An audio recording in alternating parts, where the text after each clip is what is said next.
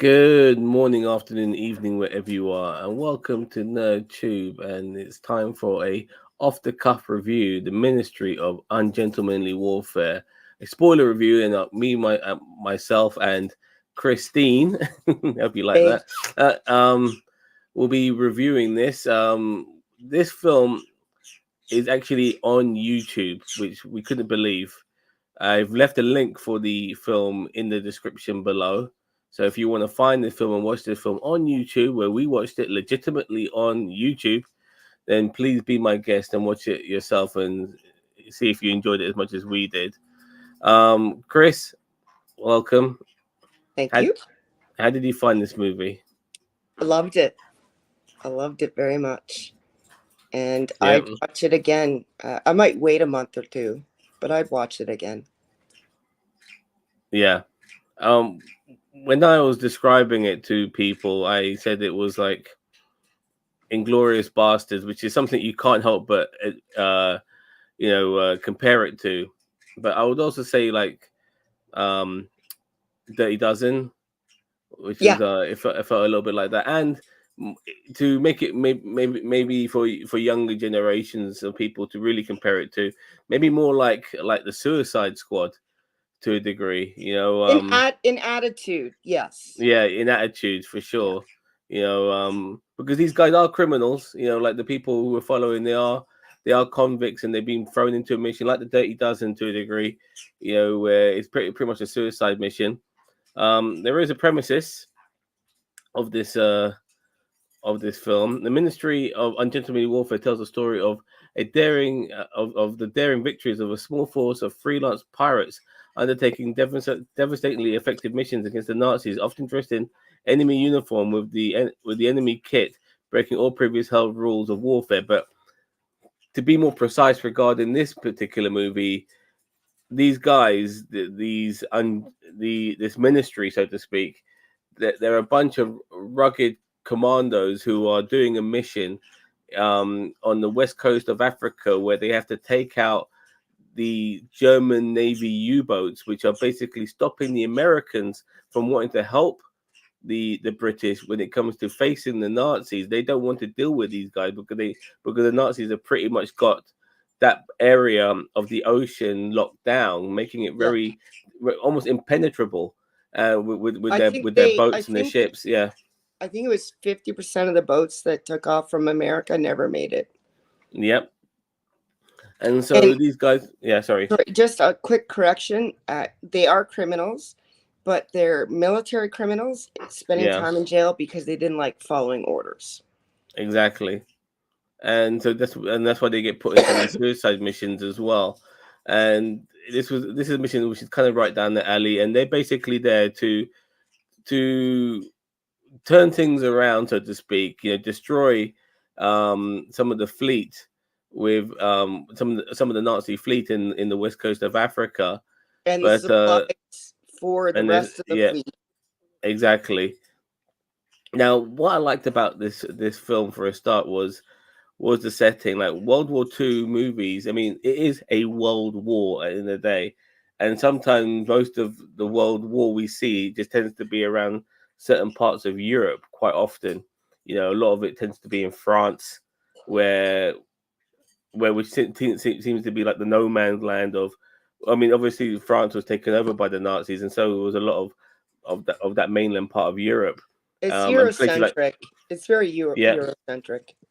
yeah, exactly. And obviously Spain and Italy were allies of the Germans as well. So the northern parts of Europe, or the northern central parts of Europe, would tend to be the main parts.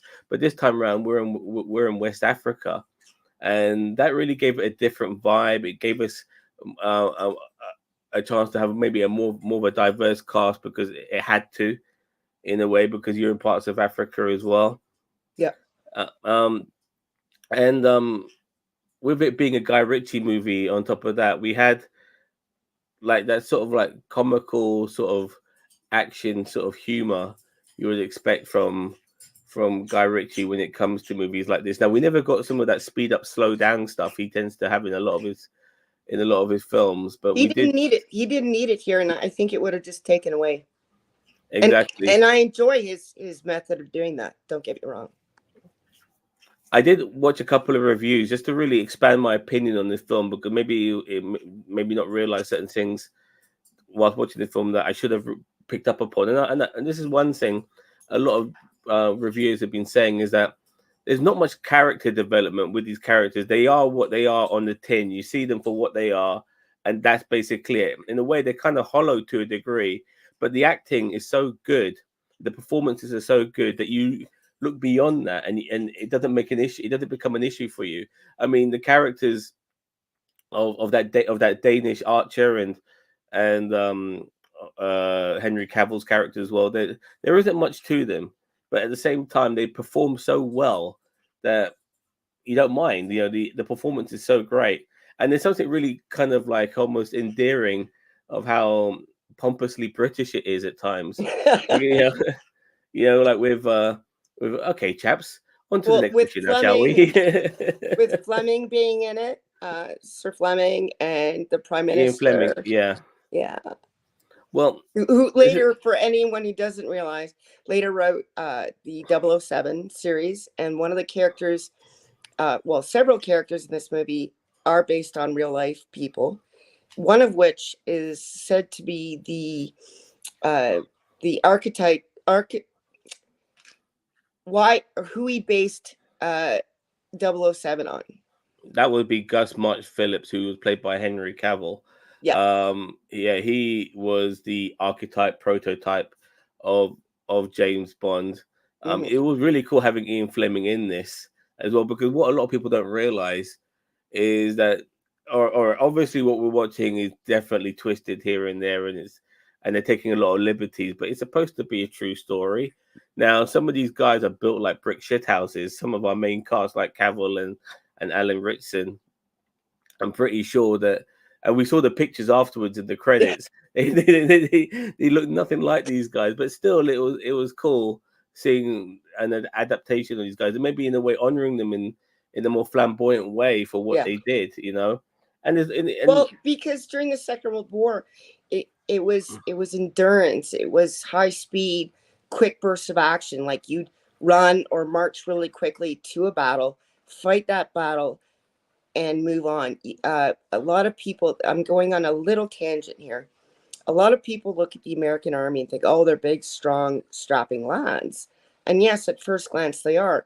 But when you're that big, you need more food, you spend more energy, you break down faster, you can't sprint, you can't fight for very long. In fact, it's almost better that your soldiers are maybe on the thin side or have a little bit of a belly, because they can feed off of that fat later when the supply lines break down. Yeah, they always tend to carry a lot of shit on them as well, soldiers. I mean, they're like, they've got packs and everything, you know, all types of. Oh, there you go, wonderful. You got a poltergeist going on there. No, like I told Sam before we started, we've got a thunderstorm coming, so I expected this. It's hot as F here, and I know everyone in Texas and Arizona are going to say, but it gets to 100 here. Well, yes, it's only 78, but it's May. That's too hot in May, and we have what's called moisture in the air here, not a dry heat, so it makes it worse. Yeah, humidity, yeah. Yeah, humidity, thank you. No problem. Switching to some of the other characters now, we had Isa Gonzalez, who played the real life character of Marjorie Stewart. Now, she looked nothing like Marjorie Stewart, and I have to give a lot of credit to Isa Gonzalez. When I first saw her in Free Body Problem, which is a series on Netflix, I called her the B-Tech Gal Gadot. But after watching her in this performance, Gal Gadot is the B-Tech Isa Gonzalez, as far as I'm concerned, because Isa Gonzalez can act. She really can act. Yeah. Her English accent was spot on. You know, her performance was just really great. You know, like she's playing a spy, you know, who's infiltrating the German base, which the ministry are obviously going to eventually end up attacking, and she has to then get in with Henrik Luer. Yeah, Henrik Luer, who played by Till Schweizer, who's actually a German actor who played Hugo Stiglitz, the Nazi killer, in Inglorious Bastards. Yeah. So he's done a 180 here from playing the good guy now to playing the bad guy. Yeah. In this, and he's really good as well, because you only hear that he's a terrible person, but you only could really come across little bits here and there to really see how bad he is. Like when they saw that guy hanging by the shackles Was in that that a room. guy or was that Oh a God, woman? I think it I was a think woman that was a actually. woman. Yeah, they saw that person naked there and stuff like that, and yeah, they realize what sort of person he is. But the Nazis has taken over that part of Africa, The port. Yeah. that port, which is obviously a mainstay for the German Navy, and And the she's infiltrating. resupply of the Yeah. U-boats. They had, they would bring the diesel and air filters so the soldiers Hmm. in the U-boats could breathe, and the U-boats could travel because that's where the diesel came from. So Now she wasn't alone. She was working alongside a guy called. Let me see if I can get this name right, because he's also in Star Trek: Strange New Worlds. He's also in Dune Part One. This is Babs Olusan Mokan, who plays Mr. Heron. And then he and Marjorie are working together to infiltrate the Germans. And yeah, he was really cool, by the way. he, He had a lot of game. he Yeah. really reminded me of Casablanca, and the bar owner in Okay. Casablanca. Was He that was, Sam? yeah, no, Yeah. not Yeah. Sam, not the piano player, Okay. but the actual bar owner in Casablanca, Humphrey Bogart. Oh, Humphrey Bogart. Oh, yeah, I think he should. I'm thinking Humphrey Bogart was but I thought you meant like another black character. But fair enough. It was Humphrey Bogart. No, Okay. Okay. because Yeah. he Okay. owns a And yeah. casino bar, right? And Yeah. he's Yeah. buying, but he's also making money. So Humphrey Bogart did the same thing. Yep. Now there's a bunch of militias also um around there, which the ministry work alongside, and one of them is like this African dude who went to Eton, Yeah, and the prince of he's a prince. He's a royalty guy, but I forgot the name of the area he was from. I apologize, but he's the prince. it was a small nation. Yeah.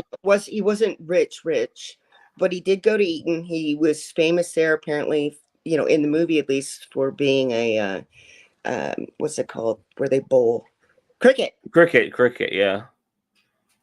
So, and this actor Danny Sapani, I've actually had him twice in my cab. This year I had him twice in my cab earlier this year, just a Cool. couple of months ago actually, which is pretty cool. So he mentioned this movie to me, but I told him at the time I haven't seen it yet. So now I have. If I pick him up again, I'll talk about it to him.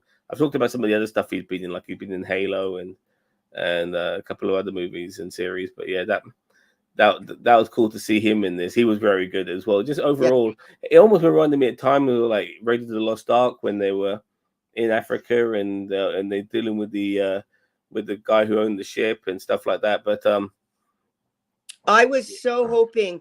I was so afraid. I'll be honest with you. I was afraid that he was going to turn out to be a baddie and be a mole. I really did. I'm so happy that didn't turn out that way. I'll tell you what, I wasn't thinking that. I was more worried about Mr. Heron, Babs's character, the one who's Ah, working alongside Major. I thought they were going to kill him off.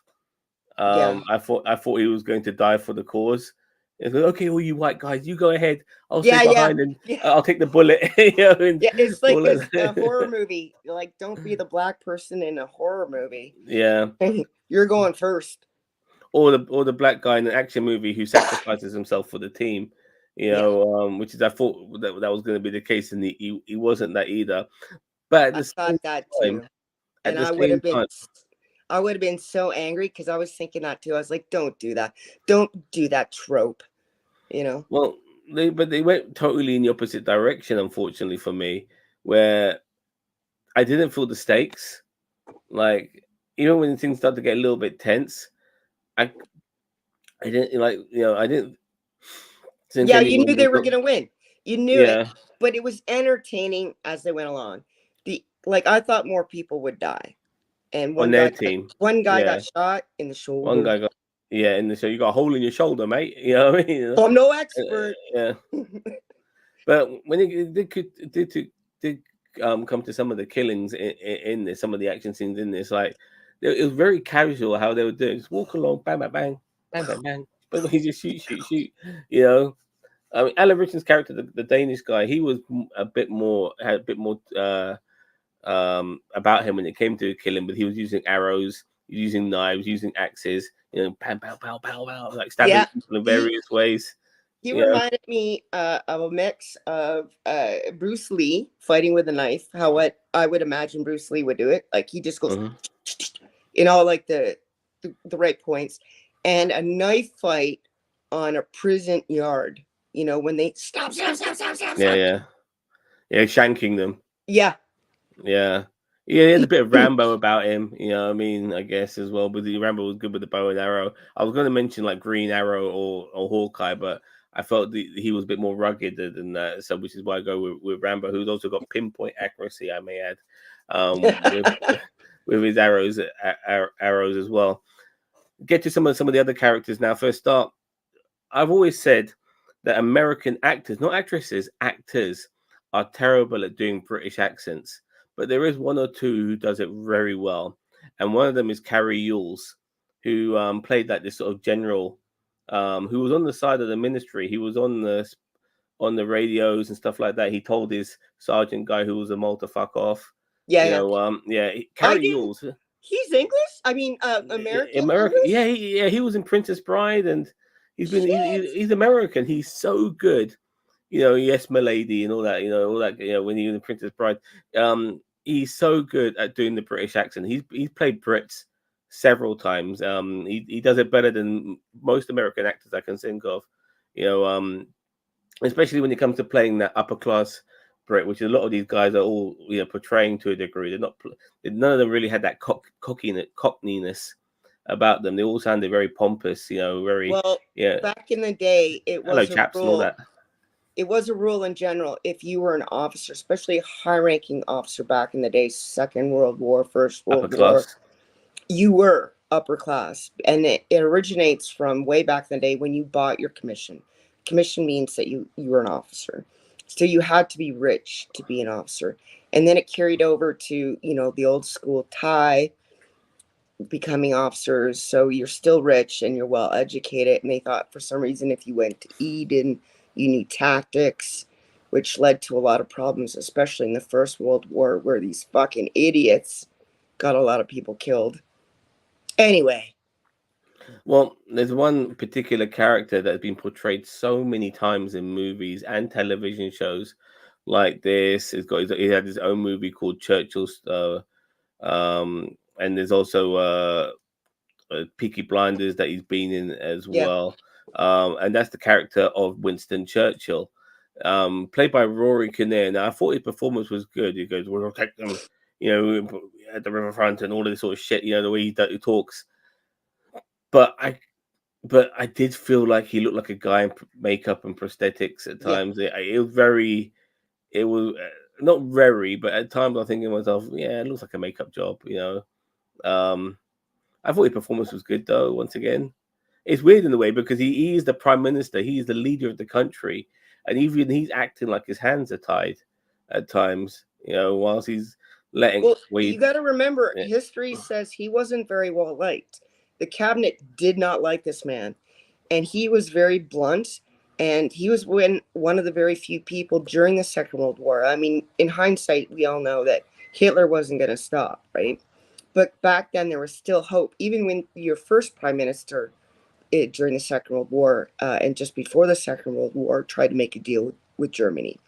There's a famous newsreel of him stepping off the plane with his paper signed by Hitler, like, peace in our time. Well, that wasn't worth toilet paper, He divides opinion. What's that? He divides opinion for a lot of people, Winston Churchill. He does, because he doesn't have the best history, but he was the right person for this job at the time. Yeah, he kind of fell in at the right time for him, because as a prime minister outside the war, I don't think he would know from his elbow from his arsehole. But as when it came to the war itself, he knew how Well, to he was a present himself. soldier. He was a soldier Yeah, before, and but apparently a good one. apparently he was also a bit of a racist. Oh yeah, Yeah, I, yeah. I'm not saying he was a good I know. Yeah, person. yeah. I know. Yeah. I'm So just and saying, it, and it's funny in a way with somebody of his sort of characteristics how he wouldn't want to align himself with someone like Hitler, but he wanted to go against him, even though he had probably shared a few more characteristics. I mean, I don't think he would want to kill the Jews like Hitler did, no, and but which is probably which maybe made him think differently, I guess. Come to no, think of it, he was a snob and a racist.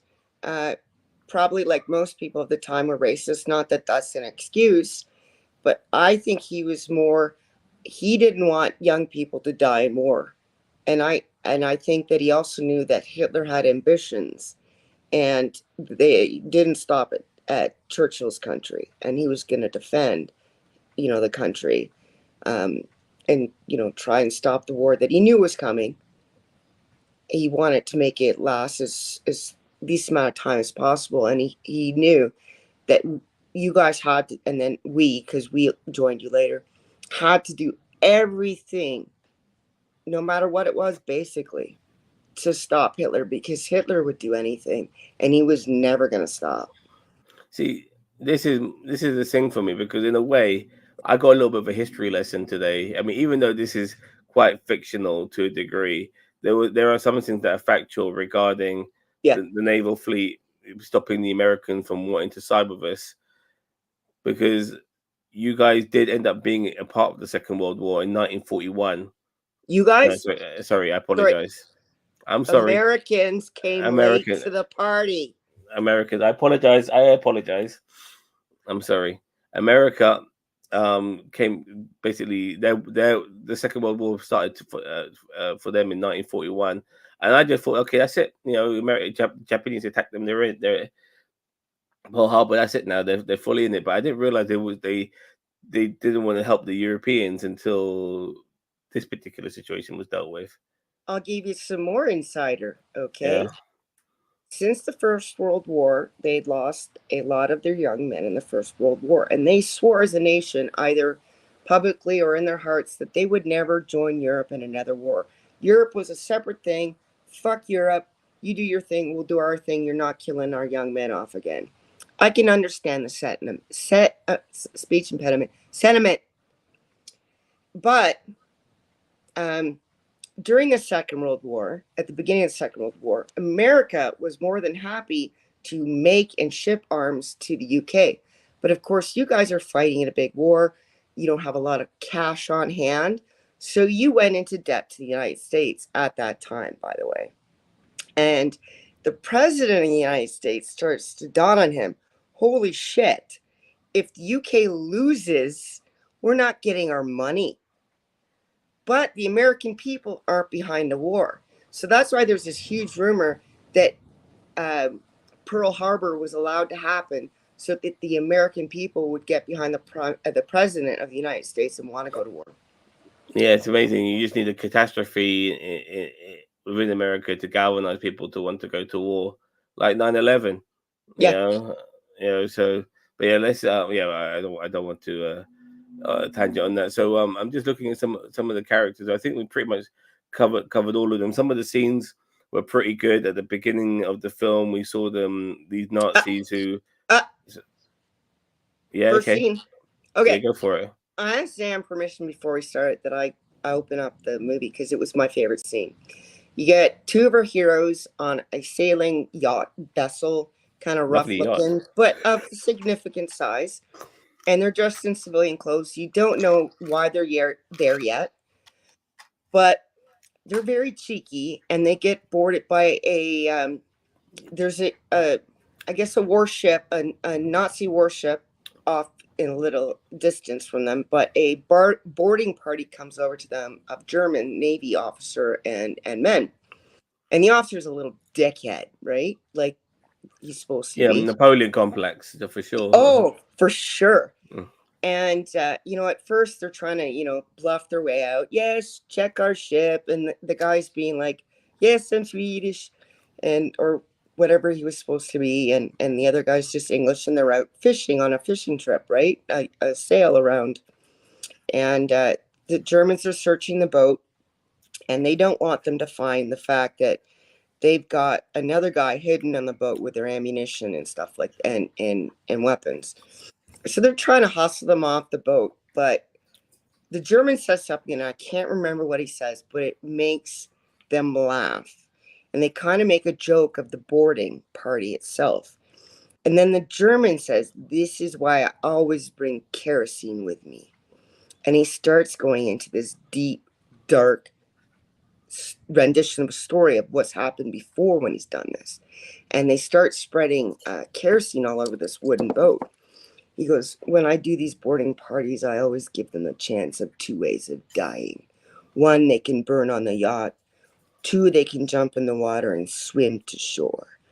I wonder basically which of the two you're going to do." And then he talks about another time he had done it. And he goes, "I was surprised they died both ways. They burnt to the fact that their hair was even on fire before they finally jumped in the water. One sinking immediately, the other one swimming to shore. And we went alongside him the whole way, cheering him on. And as reward to this, we shot him in the back of the head when he got ashore." And this really tells the audience that this guy's an asshole, right? And it comes into play later. This story actually connects later, and I don't know if you caught that, but you might, because I'll tell you why it connects. So they're up on the deck. He's threatening to burn and basically tell him, "Burn or swim to shore, you're still going to die, and it's going to be miserable." And they find the guy downstairs. He starts shooting everybody. The two guys upstairs get their hidden weapons. They start shooting everyone. But there's that battleship off in the distance, right? Yeah. Where are they going to go? What are they going to do? And then this guy comes on board. They've got a dinghy on the side of their ship in case their ship went down, or their yacht. You always got to have that lifeboat, wooden lifeboat.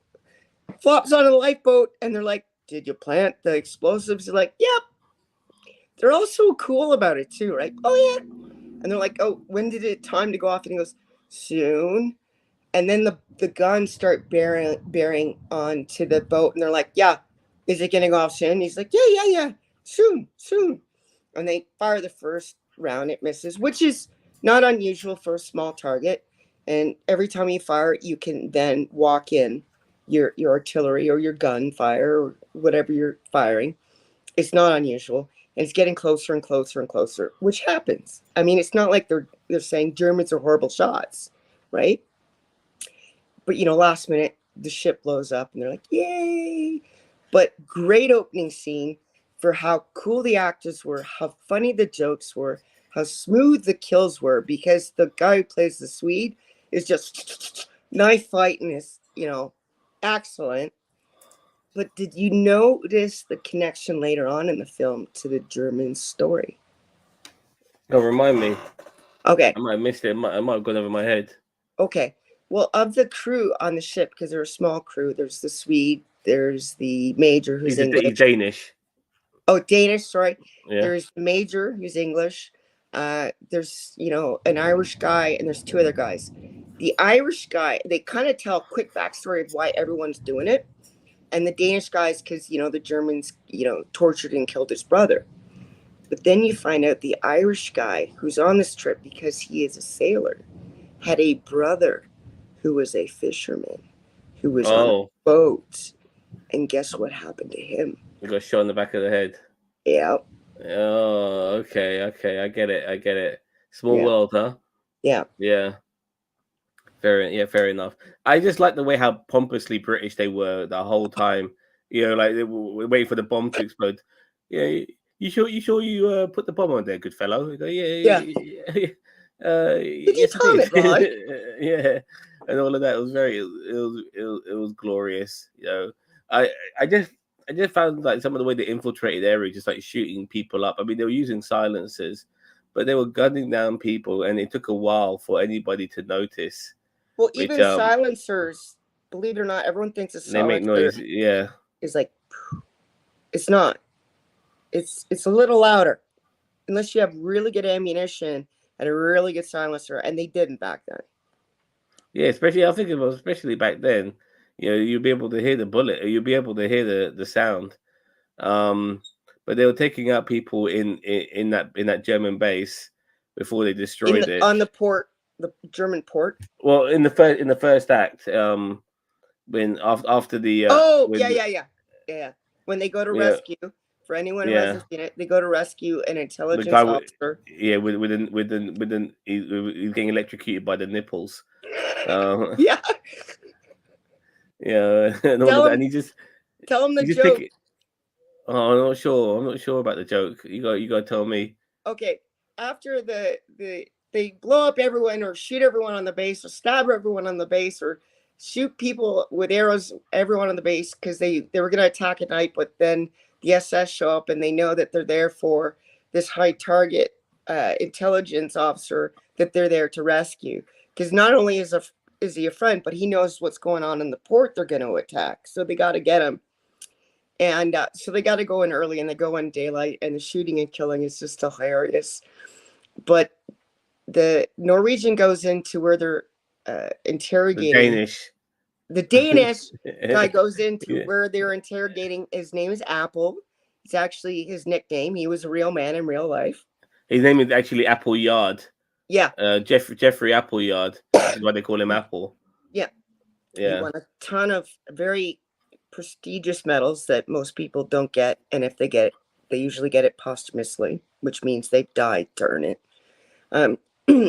So he's in there. He's got nipple clamps on. And so the Norwegian? Danish. Danish guy comes in, kills everyone. Then the major comes in and they're chatting like, hey, how's it going? I'm glad you're here. Yeah, what's up? Basically, but in the British kind of sense of the word. And he's like, and then they're like, so what happened to your nipples? Because they're all bloody and they're still clamped onto this. He's like, yeah, about that. Do you mind unhooking me? The battery's still on. Yeah, I mean, I thought the whole scene was very funny. Like even then, they didn't get to it straight away. Like it was just, yeah. I found that all very amusing that he's just taking it in his stride. In real life, on a future mission, he does get captured by the SS, by the Gestapo. the Gestapo. Yeah, they had him for a year and they didn't break him, so yeah. It sort of makes sense. Yeah, exactly. We get the infiltration, obviously, of the port in the second act. They are supposed to destroy this massive German rig, which is like the head of the fleet, so to speak, surrounded by U-boats and S-boats. It's a supply ship. It's a supply ship. But it's been heavily reinforced, so they realize the explosives they got won't destroy it, so they end up having to steal it, which I thought would be the smarter move anyway, because it basically enforced the opposition fleet, the opposition being them. And that's what they end up doing. But I want to go back to Isa Gonzalez because of Marjorie Stewart, because she, I mean, honestly, she was really hard not to look at all the time. She was gorgeous. She was talented.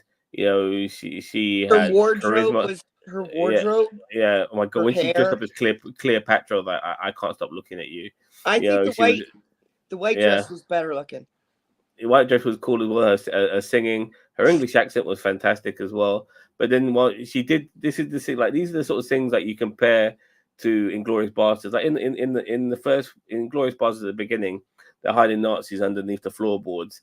In this, I almost felt they were not Nazis. They were hiding Jews under the floorboards. And in this film, I thought they were hiding Jews in the boats. When the Nazis got on the yacht, I thought they were hiding them underneath the floorboard. It felt very similar, the vibe. Okay. Yeah, but they're not. No, but the scene with Hugo Stiglitz and Michael Fassbender in Inglourious Basterds, he gives it away by going like free like this instead of free like that, and the German picked up on that, and they put the same way the German picked up on her German, that she said something which was Yiddish and not German, and realized that she was Jewish. It was one word in her song. She used Yiddish and not German. And I was really worried for her, but I thought she was going to get killed at some particular point because there was a German female character in Inglourious Basterds who got killed. Yeah. So I thought maybe she'd be the sacrificial lamb in this, but that wasn't the case. And the funny thing is that she had a gun on her the whole time, um, and she had it concealed in a place that they weren't willing to search her. And Well, and they never thought to search her there because yeah, she's very scantily dressed. And yeah, even when she shows him the edge of a her fight, yeah. stocking, he still doesn't think that, oh shit, there might be guns there. And I like the way it is that she never needed to be. Well, I mean, she needed some help getting out of there to a degree, Yeah. but she killed the guy. She killed Henrik Lua. She killed him right there and then, which was great. I felt so happy that it was her who Yeah. who took him out. This very dangerous Nazi, and that was a good conclusion. And then obviously them getting back to the boat, and everyone's now happily back together again. You know, this dirty dozen, so to speak, but they don't, even though they've done a great service, not just for their country, but for the whole of bloody Europe, everyone in America, everyone's fighting against the Nazis, they still don't get rewarded. They get thrown in jail. Well, because they've the broken British rules. Broken the rules. They can't say that this was sanctioned. So they knew going in that if they got caught by the Nazis, they'd be tortured and killed. But if we take possession of you when you come back, we have to arrest you. Yeah. And that's what they did. But Churchill, obviously, having been very grateful to these guys, he pulls out a fat spread of food, lobsters and pies and God knows what, drinks and alcohol. Which sort of also represents the fact that England was starving before the U-boats were sinking 50% of the food being brought over. You're a small island. You couldn't grow enough. People were rationing. So it sort of represents, too, this table, this plethora of food and nice food, too, that because they did this job, not only can the Americans come over, and more Canadians, because we were in it from the beginning, by the way. But all this food can come in, you know. Yeah, they brought a lot of stuff with them. The Americans did, and the Canadians did. When they came over, and on top of that, even though there was an issue when it came to importing. Oops. Okay, she's back. Oh, sorry, I apologize. Even though there was an issue with importing, there was always going to be food for the rule makers. There's always going to be plenty of them. It's just everyone else had to ration. Yeah. You know, so but and for those that don't know, during the Second World War, what we mean by rationing is that people got ration books, and in these ration books there were things that looked like stamps, and you'd rip off a stamp. Stamps represent different types of materials of food, and every person was entitled to so many stamps. Some stamps would guarantee you this much meat per week, or this much butter, this much sugar, this much flour. Some were even down to how much fuel, and most people couldn't get fuel unless you were a farmer, or how much cloth and material, even yeah. It was a really hard time for the British back then. But yeah, we saw it through after the Second World War, and then things like the NHS came into the fray, which became very, very popular in this country. But I don't want to go into politics either. But what I did like about the end was, even though like this was a true story, I think that now they can take it to a different direction, because I felt there was sequel bait by the end of this. Like, it's like, okay, boys, if we need you again, we'll call upon your service. Yeah, you work for me. I call upon your services, and I expect you to go into enemy territory and kick some ass. I'm not sure. It's so sequel baiting, like so obvious, and I want it. I'm hungry for it. I want it, but once again, I just don't want them to go into mainland Europe. You know, more exotic places, maybe Southeast Asia or something like parts of the world where we don't know what the world was like during the Second World War. Like, you know, I would love to see how other parts of it's called a World War for a reason. I want to see how other parts of the world was affected by the World War. Yeah. And Even that's if what I want it's to see them do. Northeast Africa where Rommel, I mean, that the battles that went on in Northeast Africa, and the general, even though he was a German general, Rommel, the history and what happened there is outstanding. And so few people know about that. Yeah. You don't even have to go that far. Like, you don't even have to go to Asia. Would I love it? Yes. You don't even have to go that far. The Mediterranean would be good parts as well. There's interesting places like Greece, which was under Nazi rule, and which and maybe even like southern Spain, which was a Nazi country. I mean, Spain. People always forget Spain were alongside the Nazis. Franco, he Yeah. was a Nazi. Same with Mussolini, he was a Nazi. I would love for them to infiltrate those parts of Europe when it comes to. If they do any sequel bait, obviously be 100% fictional. After that, it will not follow history whatsoever. But I don't mind because I was having fun, and that's what I Yeah. want to. I want to do. I want to have. I want to have. I want to have fun with this, and yeah, And it's I not really, just that. yeah, You know how like Americans like make their war movies and you can tell they're just wrapping themselves in the flag. Yes, this one was like, yes, they're gonna win, but they did it in such a style and they weren't braggadocious about it. That's what I liked. yeah, they weren't being patriotic. They knew their country needed them and all of that, but it wasn't like, yeah, like this is for America, like Americans would do it. Like they knew that they helped their country, in this case, United Kingdom, have a foothold in the war. And after that, after this particular moment, it was kind of downhill for the Germans after that. Yeah. And I Um, think that's another reason you didn't get a lot of backstory, because in reality, it was just everyone in the UK that joined was, this is just my duty. This is what I do. It doesn't matter who I am. I am part of the British Empire. I'm going to do my duty. yeah, Whether they came from the city or a farm. Oh, shit. Sorry. it's fine. It's fine. I mean, there's also unifying nations as well. Like it was like we're all together in this, and we're all going up against this, this regime, and And there yeah. was no So question, like a lot of wars today, it's like, who's really the bad guy here? Especially when America gets involved. Even Vietnam, like, there's some questions, right? But the Second World War, that was most obviously there was a bad guy and there was a good guy. yeah, exactly. And it's funny in a way because America at one point had Nazi rallies prior to World War II commencing. They had them in New York, So, you oh know, wait, don't just blame the Americans because they did. and UK. Yeah, And yeah, I forgot the name of the guy because they featured him on Peaky Blinders. Oh yeah. my god, I is it wanted to say Osman Enoch. or something like that? I wanted to Os, say Enoch, but that's wrong. Yeah, he didn't fare well after the Second World War. That fellow, and there was also the soon-to-be king who abdicated for the oh, divorcee. I got the name. What is it? Sir Oswald Mosley. Yeah, Yeah. but there was. He was. Sorry, Yeah. go ahead.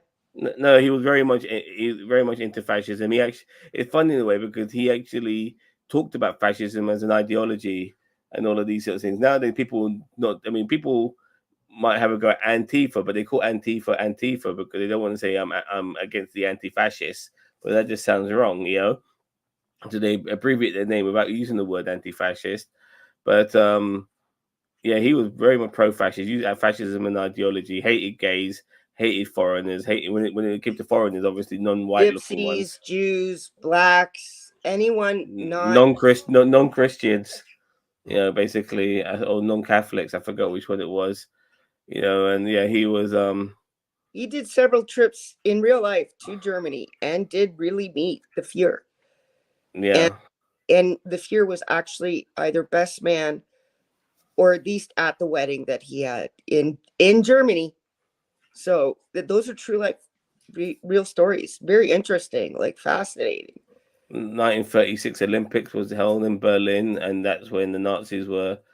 And this black dude won the gold. So many black people did well in that Olympics. Were killing it. Yeah, you could That's tell Hitler was boiling with rage, but he thought the ideal human being was the Aryan blue-eyed, blonde-haired person, and there's all these black guys killing it in sports, and probably boiled his blood enough to want to start a fucking world war after that. And it's like, dude, you have dark hair and brown eyes, right? Like, Yeah, dear Mr. Hitler, you're not a blue-eyed blonde that's 6 feet tall. You're not. he was And also a small man as well, by the way. yeah, Yeah, and yeah, he had Jews on his family tree. yeah, yeah. Absolute nutcase. But yeah. Anyway, I think that was a good talk about this particular film. I did enjoy it. It was a bit hollow, but it could be hollow, it could be empty, but it could be a lot of fun, and that's what I got out of this. I'm glad in a way it wasn't taking itself too seriously. There's not much depth to it, but I had so much fun with it. So I can't really, even though those are criticisms, it would be more criticisms if I didn't enjoy the film or it really had an issue with the movie, but it didn't because the actors who did their bit are solid actors who brought out the best of the material that was given to them. Plus, you had Guy Ritchie directing it, who's now a seasoned director, I may add, who's been doing this sort of stuff for like over 25 years. So he knows his job. So let's mark it. What are you going to give it, Chris? Oh, just quickly a synopsis of the things I really enjoyed. Before I even knew Guy Ritchie was the director, I knew Guy Ritchie was the director because Really? the Okay. music, the style of the actors, how they walked and just shot. I was like, this has got to be Guy Ritchie. Like, I could be wrong, but it was. And I like his work. I love the Lock, Stock, 2 Smoking Barrels and Snatch, and other films that he's done that I can't name off the top of my head. Sherlock Holmes, but he's had a few duds as well. Like he did Aladdin, nobody realized that, and one with Will Smith, that Aladdin, and he did I think Robin Hood, or was it King Arthur, one of those two. I thought that was shit. By the way, that was really shit. But Well, yeah, regardless. I haven't really. I don't think I've seen those, but Oh, movies, he's got 2 of them, right? So I like when he does it well. I really like his work, and I think he did it really well. Yes, it was full of British humor. It was full of the very stiff upper lip, but that goes back to the time when this was supposed to happen, and and it works. the character of the men that they based these characters on. I know, I can picture my mind. They were really like this, right? Yeah. And what was I supposed to say? You're gonna give it a rating? Oh yeah. The only reason I'm knocking this down a little bit is there really was no point in this movie where, and even though I would have known it was fake tension and they might lose kind of tension for them to overcome, that didn't happen. And except for one small part where it got a little close. And even though I know when the good guys are going to win at the end of these type of movies, I still want that little bit of tension, not drawn out, but that never happened for me. But I loved the humor. I loved everything about it. I loved how it was based on real people that were real heroes that I admire. I love that Sir Arthur Conan Doyle was in there, and the man He he was based, not Sir, sorry, Fleming. Ian Fleming. Yeah. Okay. Ian What to Fleming, say? who made James Bond, and the man he based James Bond was in this Yeah. movie before James Bond was a thing. Gotta love that. So I'm gonna give it a 7.9. Okay. All right. That's pretty much the score I'm going to be giving it. I like this film. It was as good as I was hoping it would be. I don't want to say it was better than I expected. It was good as I was hoping it would be. I felt certain characters, like he had Henry Golding in this, like, and the guy who plays the Irish guy, as well as Appleyard as well. Like some of the other characters who are underneath Alan Ritchson's character of Anders Larsen, the Danish guy, and as well as Henry Cavill's Gus. I felt the rest of the crew never got enough chance to really stand out. Yeah, yeah. As much. There was a lot of characters in this film, so I can understand that from the ministry themselves to some of the Nazis, to the spies, to the people back at home, the Brits back at home, some of the military guys as Churchill. There's a lot of characters to focus on, as well as also the militias as well. Maybe they're going to We need to, expand in a second movie. Maybe they're going to, yeah, hopefully.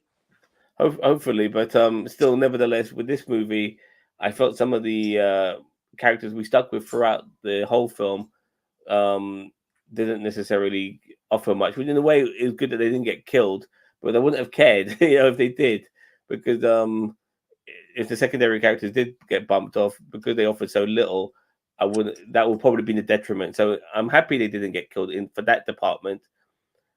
And so I'm going to give this movie an 8 out of 10. I liked it. It was as good as I was hoping it would be. I didn't realize it was a Guy Ritchie film until I saw the credits at the end and you mentioned it to me, because those Guy Ritchie isms, which which are a textbook of his filmmaking, I didn't necessarily see, and so it could have been a Guy Ritchie movie if you didn't know, and it was a Guy Ritchie movie, but it could have easily been directed by somebody else, which is, But it was a good Guy Ritchie film. yeah, exactly, and I liked it. So yeah, 8 out of 10. I do recommend it. It's a good popcorn flick. Nazis are getting killed. You can't go wrong with that. And killed in a cool way. Oh. Yeah, like an abundance of Nazis. I mean, there's a lot of Nazis getting killed in this. I was kind of surprised Cavill's character let that one young Nazi go. Well, because okay, I think I know why. I'm sorry to interrupt you. May I interrupt you? Yeah. Minor, low-ranking soldiers on both sides normally don't have a chance. They're drafted. They're forced into it. They don't have the ideology of their insane leaders, right? And they're drafted quite young. This guy looked, I don't know if they drafted extra young. I know they did during the end of the war in Germany. They were drafting 14-year-olds. But this might have been early to mid Second World War. But there's still probably 17-year-olds in the Navy, because I know the Navy was allowed to recruit really young, even at the beginning. And this kid looked 15. So how can you shoot a 15-year-old? No, I'm looking at it from a different perspective. I'm looking at it from the perspective of Gus. Here's a guy who's like just bang, bang, bang, shoot, shoot, shoot, kill anyone with a Nazi uniform. There's no in a way there is he's there's no discrimination there. If you're a Nazi, you're dead. But those weren't all Nazis. Those were German Navy soldiers that were probably in before. But exactly. So there's no discrimination. If you fought for the enemy, you're dead. Yeah. And so it's kill or be killed. And the way he was killing people, he was enjoying it. He's sticking his tongue out and he's smiling, shooting them behind the back and in various unusual ways. So with that sort of attitude towards killing, regardless of this person being a kid, I'm surprised if he kills the way he does.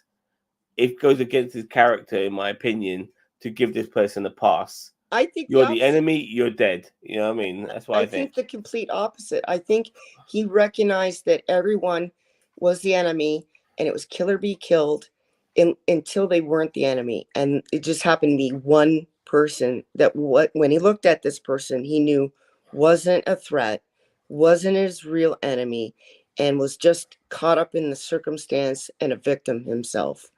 So he let the kid go. Yeah, well, is the kid likely to grow up to still be a Nazi? Probably. Perhaps, but maybe this interaction has shown him hopefully something, but probably not. You're right. Anyway, we're giving our marks. You give it 7.9. I'll give it an 8. So pretty much same scores. We do enjoy this movie. Like I said before, check the comment section. There's a link to this film. I don't know how long it's going to be up on YouTube until YouTube takes it down, but you can watch it. The copy's excellent as well, by the way.